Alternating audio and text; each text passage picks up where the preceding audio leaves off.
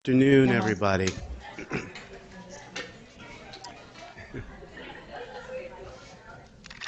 I think St. Christopher's and Queen Lane and main campus, you're online with us? Yes. Yeah, but Ted, can you hear me? Yeah, I can hear you, Lee. Oh, good. I don't have you on my screen. I have the presentation on my screen. Right, that'll be what you'll see Is that first. okay? And yeah, that's fine. All right. So welcome, everybody. I'm Ted Corbin. I'm an emergency medicine physician, also director of the Healing Hurt People program, as well as the director of the MD-MPH program. I'm very happy to gather again for the Public Health and Medicine Seminar Series. Once again, we're trying to bring you together to see the convergence of medicine and public health. Many of you represent the many disciplines, so you'll see that in the presentation that you'll hear this afternoon during our lunch hour. I'd like to also acknowledge the Pennsylvania Public Health Training Center, also the Center for Nonviolence and Social Justice, at the Drexel University School of Public Health, the Department of Emergency Medicine at the Drexel University College of Medicine, and also the special programs at St. Christopher's Hospital for Children. Special mention to the team that also helped organize this series. And finally, our speaker. It's a distinct honor to have Dr. Karin Rhodes with us today. Dr. Rhodes is an assistant professor and director of the Division of Emergency Medicine Care Policy Research in the Department of Emergency Medicine. She has secondary appointments in the Department of Psychiatry and School of Social Policy and Practice at the University of Pennsylvania. She graduated from the University of Illinois Medical School, did her residency at the University of Chicago, and was a Robert Wood Johnson Clinical Scholar. She's published vastly in her field. Of note, 2 particular articles, among many, non-price barriers to ambulatory care after an emergency department visit, and also, does screening in the emergency department hurt or help victims of intimate partner violence? She's a mentor, she's a leader, and a great friend. Today, she will talk to us about developing and testing system-level interventions for intimate partner violence. Please join me in welcoming Dr. Rhodes.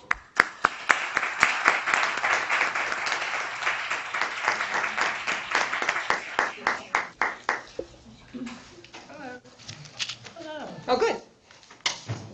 Can everyone hear me? Oh, good. Okay. Great. Yes. Yes. I'm delighted to be here. Am I going to get interference between the two?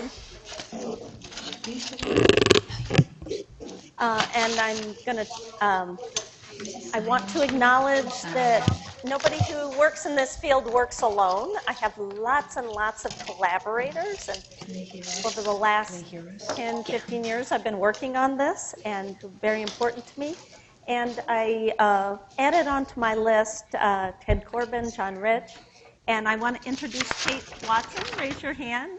She's an incoming Drexel PhD student in the Department of Public Health, and my chief interventionalist on one of the interventions I'm going to tell you about. So I've also had a ton of support, both sort of internal and external, and want to acknowledge that, and I'll tell you about some of those projects.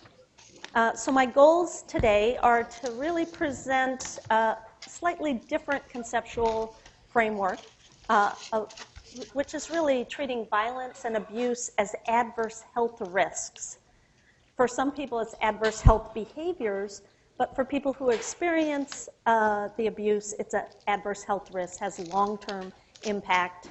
And I'm sure I don't need to tell too many people in this room about that. So I also view screening not as just a provider responsibility, but as a health system's responsibility. And I'm going to have the thing I love to do the most is to present my research findings and tell about some work in progress. So this is not Domestic Violence 101. I'm very interested in the sort of more complexity of partner abuse that crosses, that is more of a bell curve, or in this case, I've demonstrated it as a triangle with a large amount of common couple violence or situational couple violence, which is nonetheless very unhealthy and also has long-term repercussions on people's health, but tends to be more bidirectional, more gender neutral, impacts men as well as women.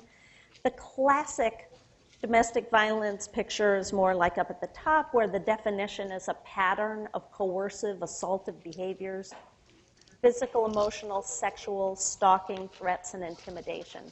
So that may be the classic, and because not everything fits in the classic, people don't recognize the large volume of unhealthy behaviors and risks that people are living with. So that's a little bit more the area as a physician that I'm focused on. So I want to bring up right away the controversy around universal screening. In emergency departments, it's still mandated by Joint Commission that patients get screened for abuse, and most medical professional organizations recommend it. However, the U.S. Preventative Service Task Force says that there's no real evidence that it makes a difference in terms of long-term impact on morbidity and mortality. And this perspective was reinforced by a recent randomized controlled trial done by Macmillan. This was up in Canada. There was almost 7,000 women who were recruited from primary care and emergency department and prenatal clinics to be randomized to be screened before the visit, or and have the results given to the provider, or to be screened at the end of the visit. They followed them 18 months. They had a large loss to follow-up rate, over 40%. But what they found is the violence went down in both groups. So they concluded that there was no significant benefit from screening. And I actually think it's a bad study design. What they really tested is there a significant benefit from screening and giving the results to the provider?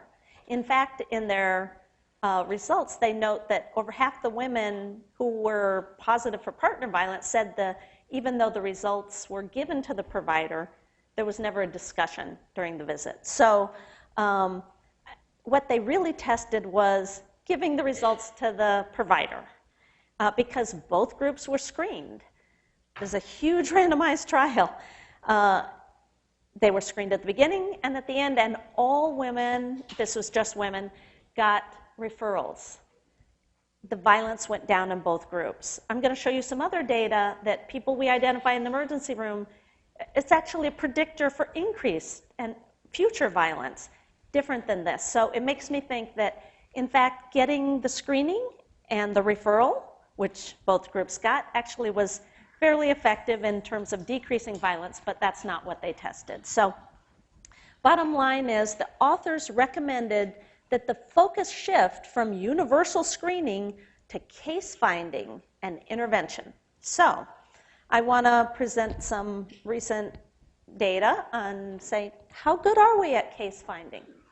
So I'm going to tell you about a study I did. It's county-wide data in Kalamazoo, Michigan. So I have data on a cohort of women who are all declared to be victims in a domestic violence assault. The police requested charges. So it's the charging request group, almost 1,000 women, 1% of the population in that county. And I have data from courts and from 8 emergency departments. We followed these women for 4 years from an index assault, and we looked back a year, and we looked forward 3 years. So we followed and here's what we found. Almost 84% of them were 84% were seen in one emergency department at least once.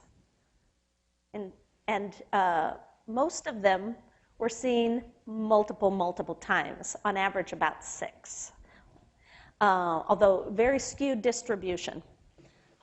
So in this cohort, 995 women generated over this 4-year period, looking forward and back, almost 6,000 emergency department visits. We're spending a lot to take care of victims of violence in an emergency department. They also generated another 3,400 plus police incidents that occurred besides the one that got them into our study, and about 1,500 charging requests, but only less than 200 applied for an order of protection. So, and here's what's really cool about some of this data, and I haven't fully exploited this aspect of it, but really we could look at, this is like our index assault where we picked them up in the year 2000, and we can look across and see how many police incidents, how many court, civil family court, and how many ED visits. So this would not be an atypical one. And then you can start to see patterns, things that happen around the same time, and what people are seen for. So what are they seen for? It's not, very few show up and say, I was beat up by my partner. Very few. And most of those were sort of brought in by the police. So it was really obvious. A lot of them do show up for an assault. About 11% for injury. That's not that different than an age-matched control group pulled from the same data that did not have, at least weren't in our database as being partner violence. They have higher rates of, however, they have almost 3 times the rate of mental health substance abuse issues documented on their chart as age-matched controls who are not in the database. Most of them show up, medical problems. Vaginal bleeding, chest pain, shortness of breath, chronic pain, migraines. So we are seeing them all the time.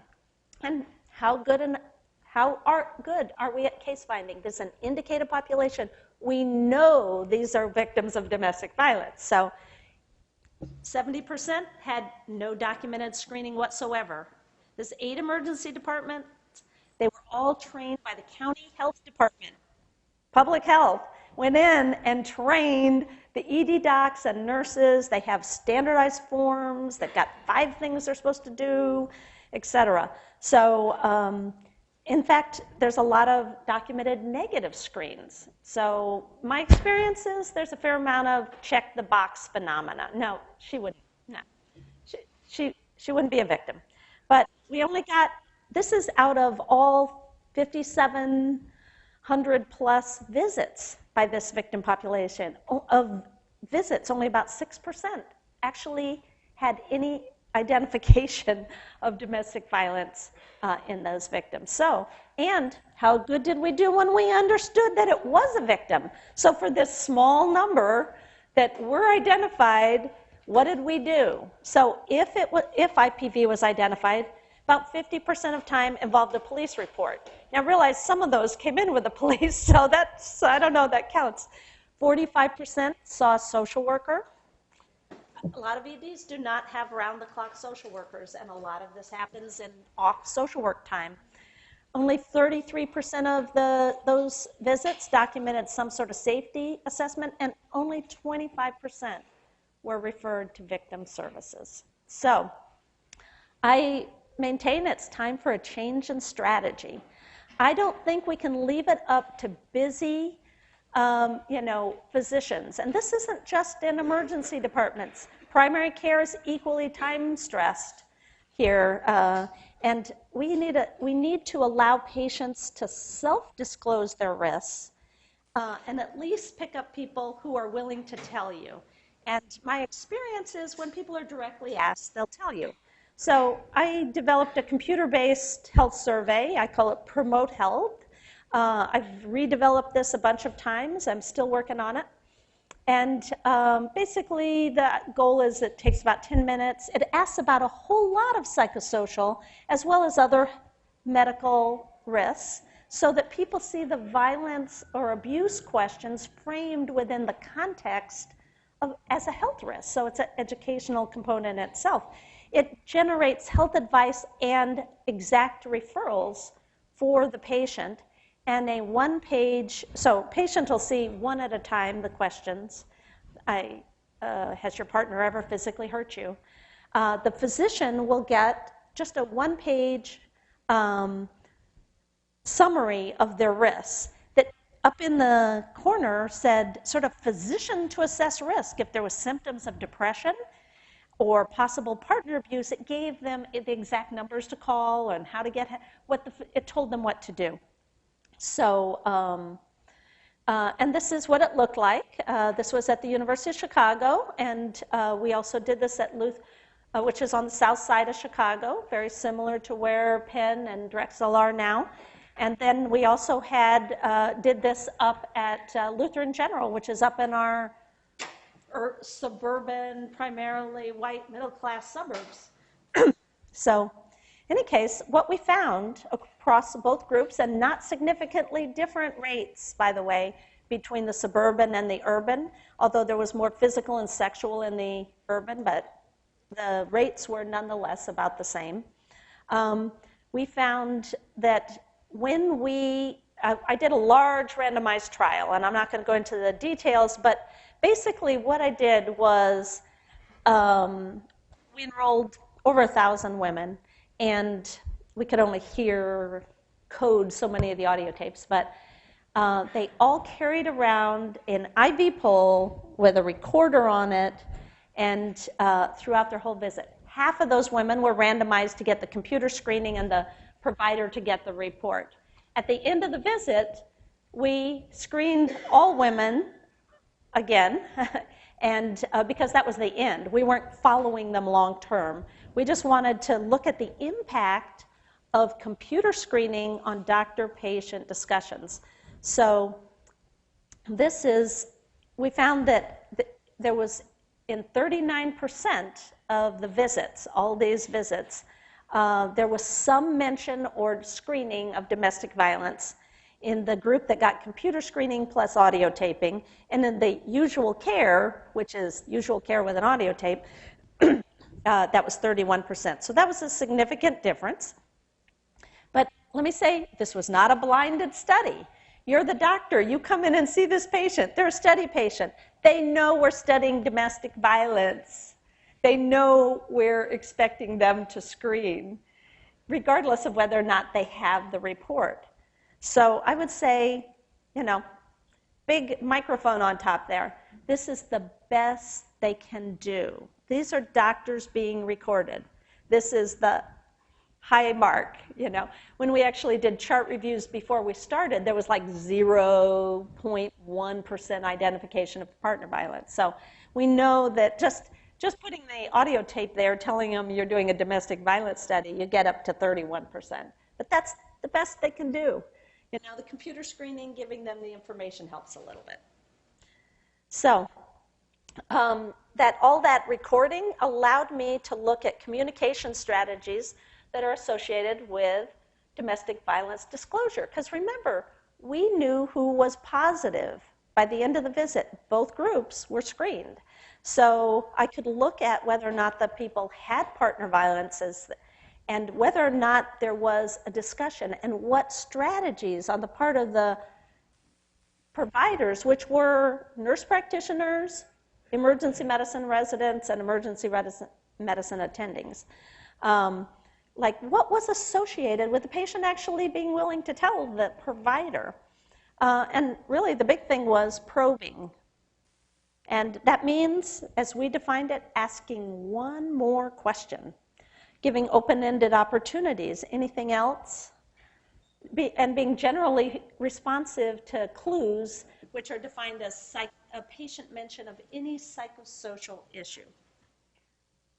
So here's an example of probing. The provider said, so you've had somebody close to you threatened you or injured you recently, hurt you? And the patient says, no, nothing really. He just pulled my hair. And the provider, this is the probe, who was it? The patient, my ex. Provider gives this open-ended opportunity here, says, your ex? Okay. And pauses, and the patient says, I was trying to get out of the relationship. And the provider says, all right, okay, have you seen anybody about help? Is he still threatening you at all? And then he finds out the patient actually has an order of protection against this guy. She would not have said anything if he hadn't have asked that one more question. No, nothing really. Okay, people don't necessarily, they're not going to tell you if they think you're not really interested. You have to let them know you're really interested. So the common pitfalls by these emergency physicians and nurses was failure to probe, failure to address a disclosure once somebody actually mentioned it, and failure to assess level of risk, and failure to match their response to the patient's stage of change. And I'm going to go into that a little bit more later in terms of what we're thinking of in terms of our current strategy, and using a biomedical focus. And the worst was screening in front of a third party. So this example of failure to probe, people like this because it's like listening in on doctors. And you find out how really bad they are. But frankly, these are my colleagues. And, you know, if I would have, I'm sure I'm not that much better. So, you know, keep that in mind.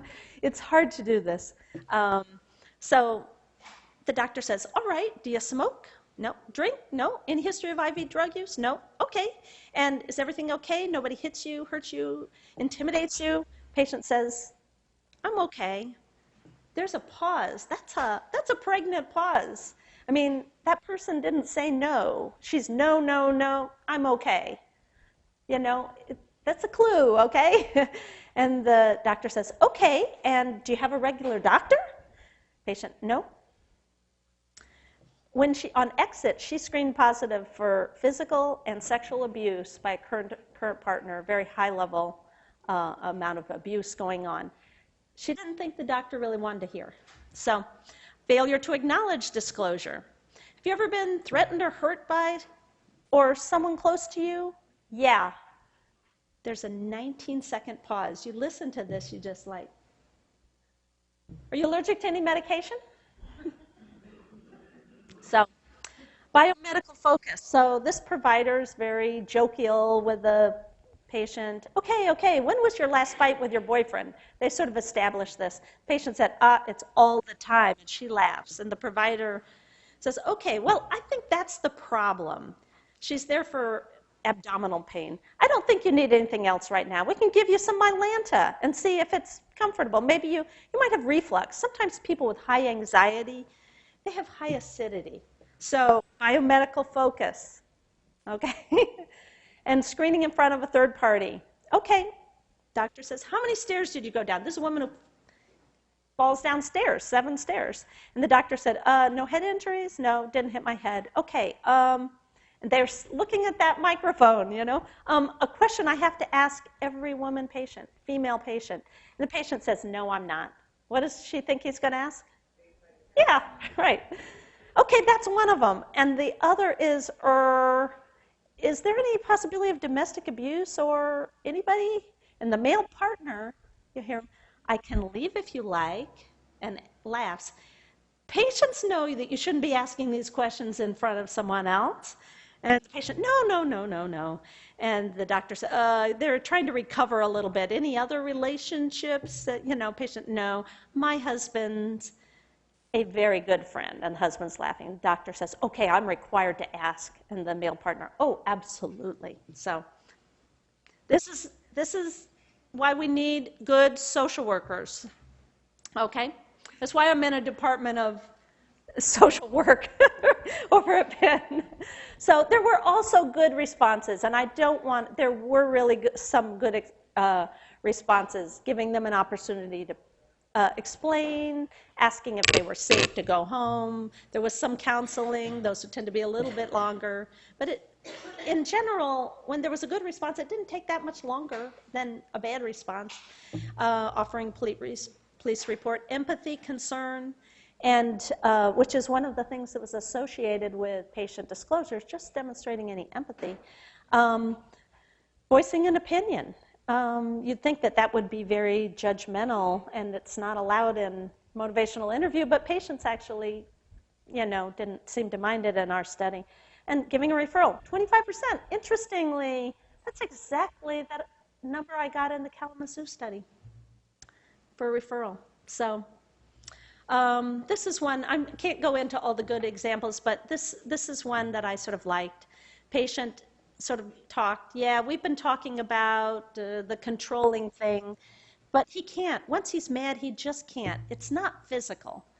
The provider, no physical violence. The patient, no. Provider, if you need any help, we're here for you. So just leaving the door open. There's no reason because someone comes into an emergency room or into a primary care office that's the day they want to go into shelter or leave that person. But just letting them know their options and leaving the door open is, I think, one of the best things we can do. And this patient on exit, we also assess patient satisfaction as they left. And we could actually look at whether or not there was a discussion of domestic violence and look at patient satisfaction. This patient said, Dr. So-and-so is the greatest. I want him for my regular doctor. So, and in fact, what we found was satisfaction with the visit was more likely to be rated very high or excellent if there was any discussion of a domestic violence risk factor during the visit. We're talking, about 870 audio tapes here, so this is pretty robust. So what about Lowtech?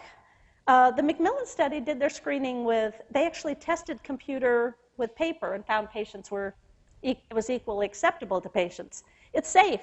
Study I did with Deb Bowery at Grady, we followed like 3,000 men and women, and we followed follow-up police visits and et cetera. So, and Macmillan, in those 18 months of follow-up, they never found problems with screening. So it's safe to screen. And my hope was that it could be relatively staff-free. So we developed this social health survey and resource guide. This is actually one big page that you tear in the middle.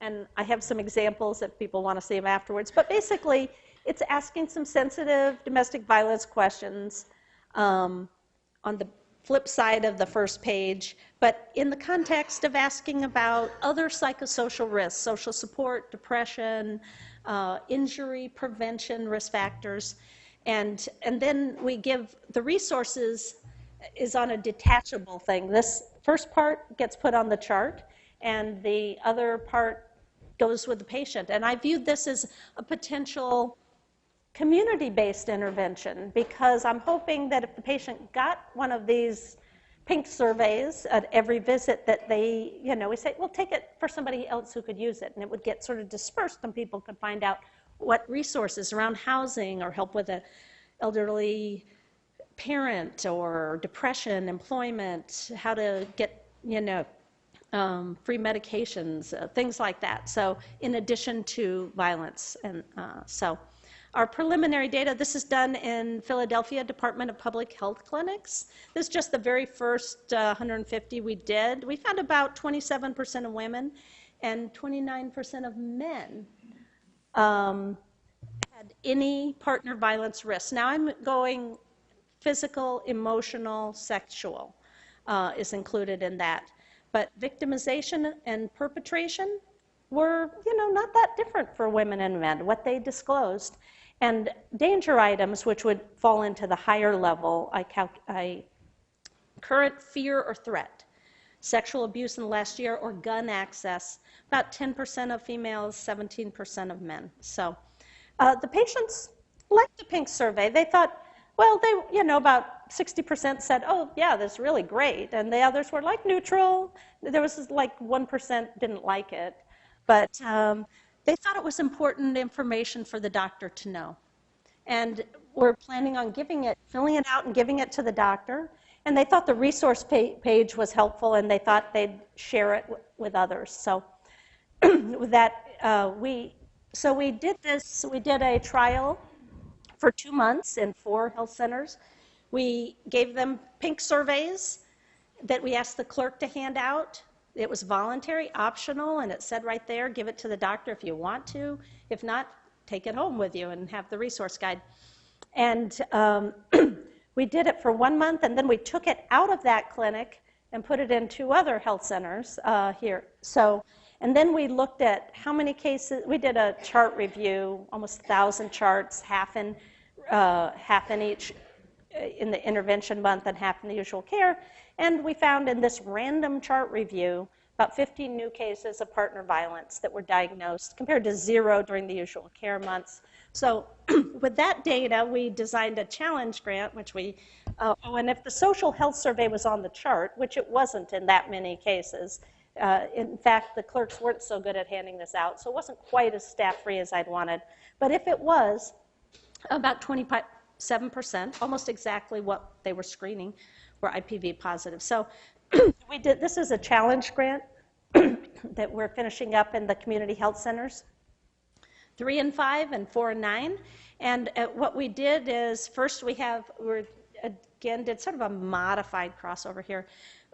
We wanted to test a system-level intervention. So I said, okay, they weren't very good at handing it out and giving it to the doctor, and we did focus groups with providers. They said, well, we just don't have the support. We don't have anyone to, I don't have the time. And we said, what if we put someone in there? So we put in basically a domestic violence advocate who was trained in motivational interview, they could refer to. And then we tried to do extra trainings, marketing campaign to staff and providers. And that was our intervention. So it was a 3-level, system level. And our outcomes were really just, what's our rates of partner violence detection and intervention? And so we did that for 9 months in Health Center 3 and 5. And then we moved, basically, we kept them handing out pink surveys to the extent we could. And the only thing that we moved was the domestic violence advocate. And we put then the pink surveys, the domestic violence advocate, and extra training for the providers into Health Center 4 and 9. So we've got our baseline, which we followed for 6 months before we started the study.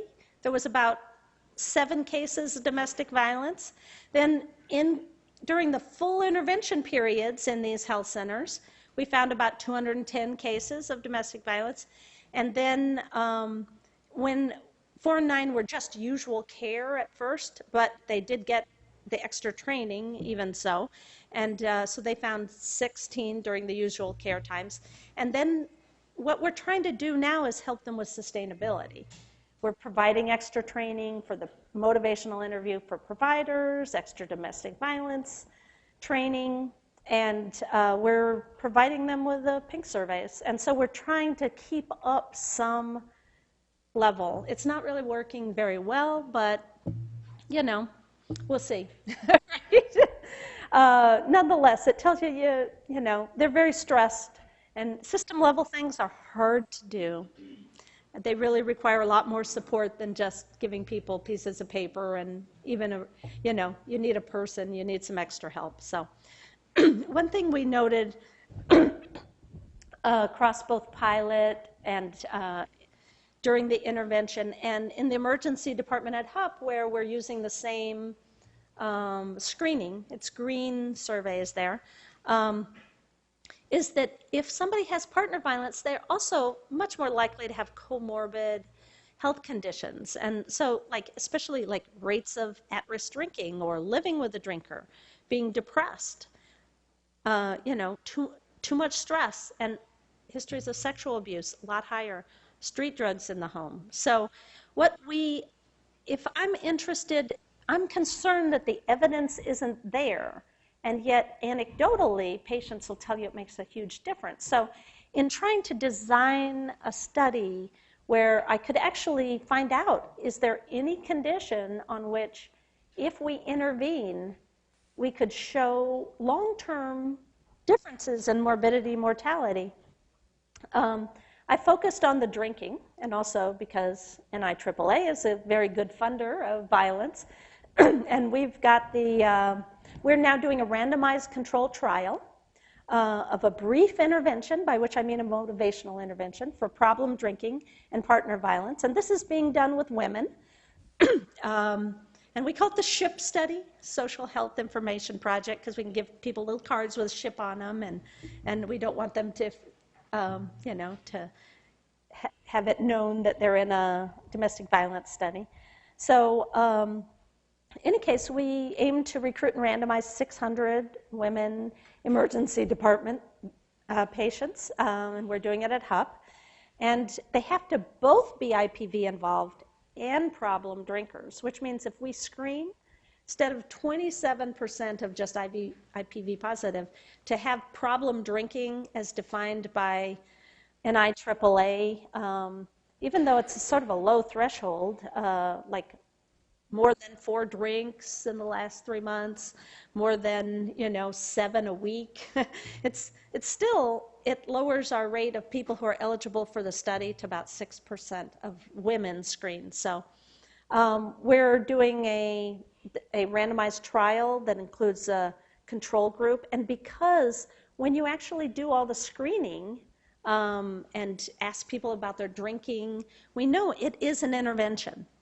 And so people who get screened get intervened. So we have a no-contact control group. We do find out at the beginning, using the green survey, if they might be partner violent.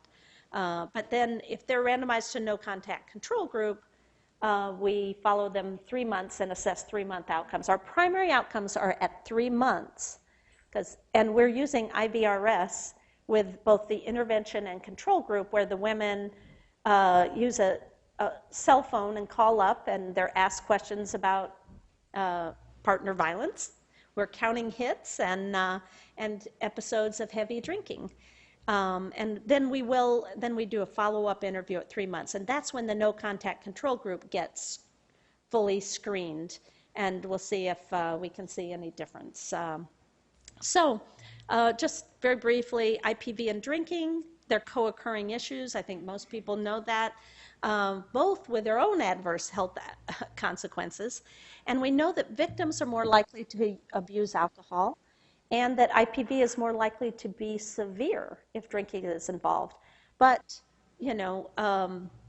drinkers also get into fights, and, so we think the relationship is probably bidirectional. The women we're enrolling are victims or perpetrators, or both. And there's a huge overlap between these conditions and in the way people view themselves as well. So, and we're building on preliminary evidence that if you address co-occurring issues, it could improve both drinking and partner violent outcomes. In fact, there's probably evidence that if you don't address co-occurring outcomes, co-occurring issues, that you're unlikely to be able to improve, violence or drinking. So, but the evidence is in men, which is interesting. And it's done, by psychologists. What about screening men? Because if you're going to intervene, this is a public health audience, I view violence as like, it's like an STD. If you don't address, the perpetrator as well as the victim, and it's going to keep going, even if you help women and children get out of abusive relationships, even if you think women are always the victims and men are always the perpetrators, which is not true. If you help them, he'll just get a younger partner, maybe one who doesn't have the wherewithal or the resources to get away. And some of the Kalamazoo data, which I didn't show, shows lots of recycling amongst certain groups. So there's a public health issue. You have to intervene with both. So what about screening men? Men will disclose victimization. Maybe about a third to half will actually be perpetrators. They'll be in the police records with domestic violence assaults. And perpetrators view themselves as victims. And, and usually if you look at them over the course of their lifetime, they have been victims of one thing or another. And some men will just disclose perpetration. About 15 to 20% of non-urgent male patients disclose some perpetration risk factor, especially if you use a very low threshold of, I have, a problem controlling my anger, that allows people a little bit of, it makes it easy to disclose. Perpetrators use health care. In Batter's treatment, one study found that 46% of the men there had seen a doctor in the last 6 months. The ED was the most common site. So some perpetrators want help. In Chicago, about 6% of this hotline calls are men who want help with perpetration. And I think that, men who are willing to self-report perpetration in a healthcare setting may be more receptive to an intervention. So in this case, we're talking the low-hanging fruit. If they're willing to tell you about it, shouldn't you at least address that group? And frankly, there's very few venues for adult men outside the criminal justice setting to get any help. So the intervention, now I told you we're doing this with women. I also have a grant into NIAAA to do it with men, and Kate is working with me on that. So, but it's a brief motivational interview, and it occurs during the visit using the window of opportunity of the disclosure. It addresses both partner violence and drinking in an integrated way and sort of like encourages people to explore how they might fit together. And the whole thing is not to tell anyone what to do, but to figure out where they're at and to build their own self-efficacy to make their own choices, because they're the only people who can change, and it should be their goals that determine it. There is involved with it some safety assessment, plannings, and referrals if they want this. And we try and do a phone booster at about 7 to 10 days, which has been shown to reinforce the action plan with drinkers. So the conceptual model is out of motivational interview, where they think the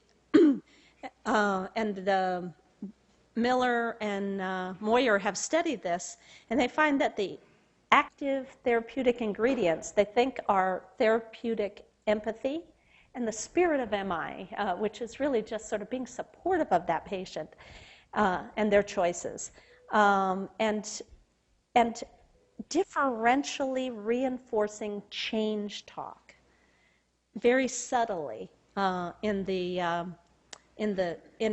the intervention, which is about 20 minutes, by the way.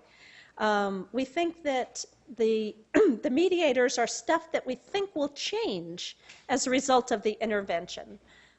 Things like increased self-efficacy or possibly linkage to resources, getting more social support, maybe engaging with the criminal justice system or going to getting substance abuse treatment. And then the outcomes we're looking to measure are a reduction in partner violence and a reduction in days of heavy drinking. So moderating factors are the things we think will make it harder for people to change. Things like severity of the abuse, alcohol dependency, like real alcoholism, drug use, and depression, PTSD. So, and I'm in the process of putting the green survey and the ED back onto a computer, and we're trying to set up a computer kiosk that will actually allow the patient, we have them also filling out their review of systems, their family history, and psychosocial as well as their social history. And then it becomes available like on a clipboard for the provider to look at, and they can decide if they want to incorporate it into the record or incorporate parts of it. So we don't force them to take a positive review of systems or whatever, or to put it in the record, but the idea is it's optional. We're trying to make it easy for providers to do the right thing. And if you don't make someone's job easier, they're not going to do it. If it makes their job easier, they'll do it. So, in any case, I just want to, this is my research staff. Kate is there in the top, in the middle, and I just want to take any questions or comments.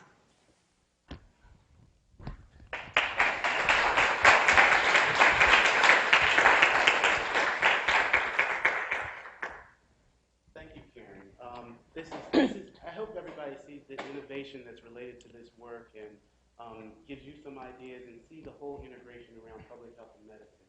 But I don't know if Queen Lane or main campus or St. Chris might have questions, or if you guys have questions, just put your hand up and I'll run the microphone over to you.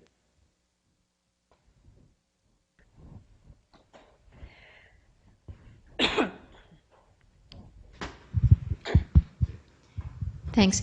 Earlier on, you were pointing out how the physician was having some difficulty following up on some of the questions or filling those spaces. And you said it's really why we have to have social workers. I'm guessing that that was tongue-in-cheek, that we know we can't have as many social workers as we need, and what you're really suggesting is that we include somewhere in training or after medical training just some brief intervention with physicians to help them be more comfortable with kinds of questions that social workers would be routinely asking. Is that the case? Absolutely. I think that there's not, my daughter's a medical student, and you see these students going into medicine totally idealistic, really wanting to take care of patients. And somehow we train it out of them. We train out the empathy. And I think part of it is we do that through sort of abusive training techniques that they have to go through themselves.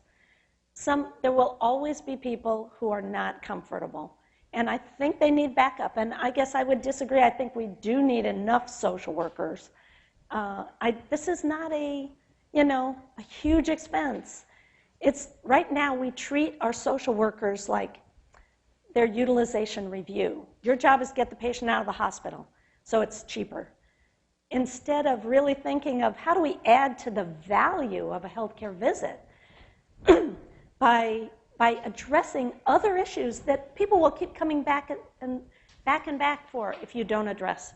So I think we need the social workers, but yes, of course, I think opportunities to practice, changing the emphasis, but can we keep that going throughout the training process? That's really, really tough. Yeah, I wish. Could you talk a little bit about how you integrated the study in the health centers, specifically because those health centers actually do have social workers, Yeah. and there is a family planning unit in there. So could you talk a little bit about how that worked?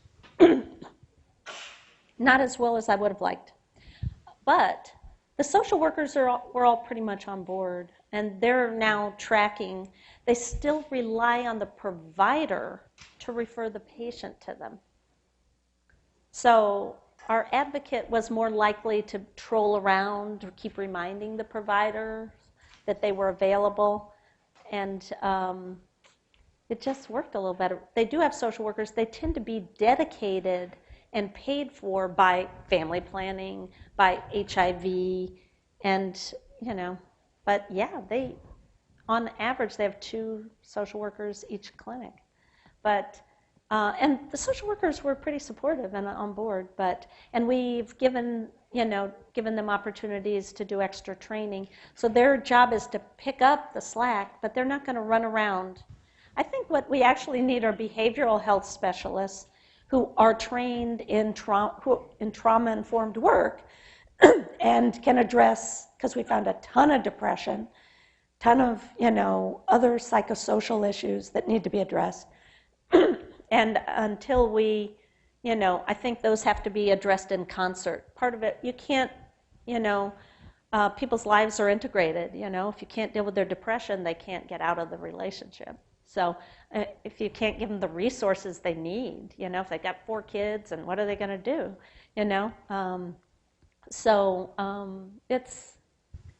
it didn't work as well as I would have liked. The clerks still had trouble handing that form out. That's why I think I'm totally in favor of now going to electronic patient portals. And I'm working right now with a large community health network in Chicago, all 50 federally qualified health centers.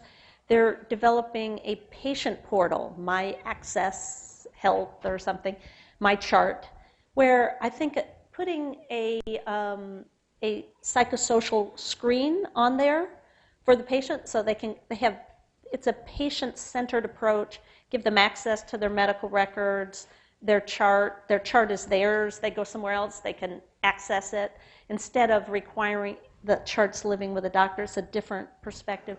Also including things like a health risk assessment on there. But this is sort of sensitive because a lot of people may not want that in the electronic world. Allow them to choose whether or not they want to share it with their provider, and give them the resources regardless. Like, let them, have the risk assessment, that'll tell them about their colon cancer screening, but will also say, is there anything here that you don't want to share with a doctor? And let them pick. This should be patient-centered care. And so I think not everyone will tell you, not everyone will do that, but I've sort of been in favor of, would you like to know anything about resources for the following, regardless of whether you disclose it? and then give them the links. So it's really, it's a system approach. There's no reason the system can't offer screening and respond appropriately. The doctor may be the weak link, but don't leave them out, because doctors mean a lot to the patients.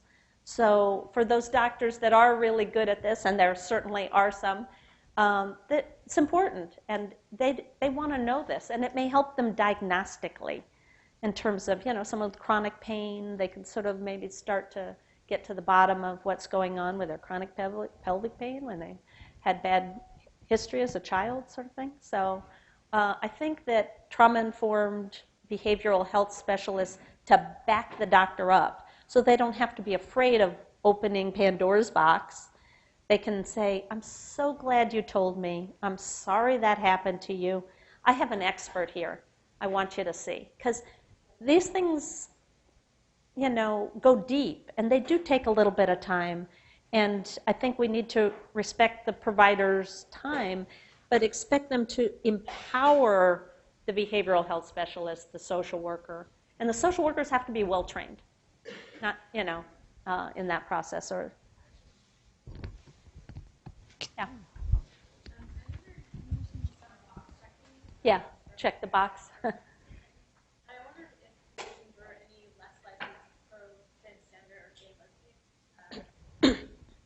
It's a huge issue. And it's poorly studied. We don't know rates. We don't know all the issues. And I think it's harder to train providers. Like if, yeah. Sure. Yeah.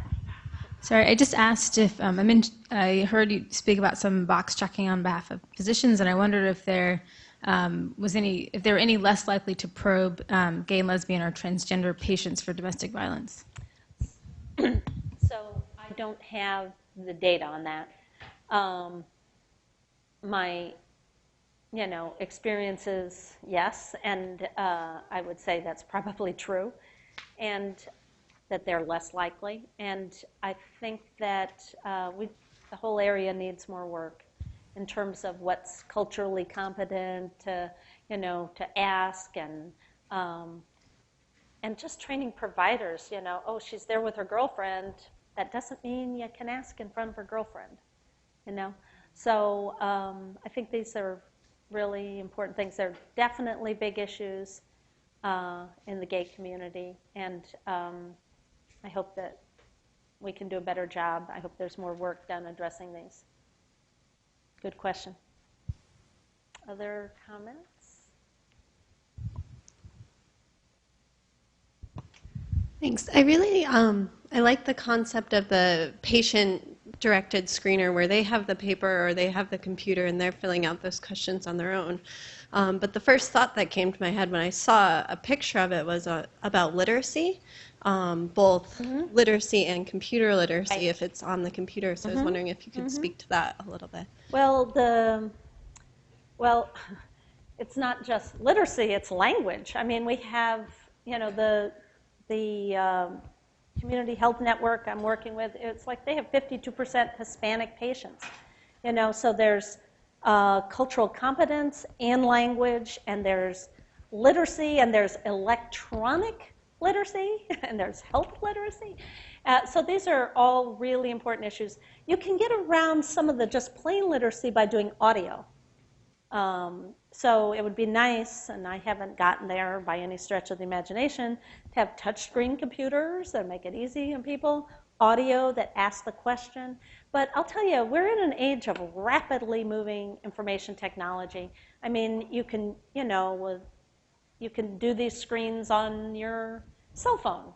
So even though, you know, 95% of the population of these FQHCs is low income, below 200% of the poverty level, 72% of the people we screened had some access to a cell phone, and about half of those had internet on it. So I'm just saying as we're rapidly moving to, we need to figure out how to innovatively use health information technology to make sure everybody who gets screened appropriately and gets the resources they need at whatever stage they're at.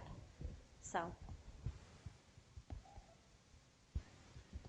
Again, Karen, thank you very much. Very welcome. Thank you so much for inviting me. Just a few housekeeping, just whatever you have with you, if you can just remember to take it. There's a dispenser in the back of the room and also outside the doors. Thank you, everybody, for joining us.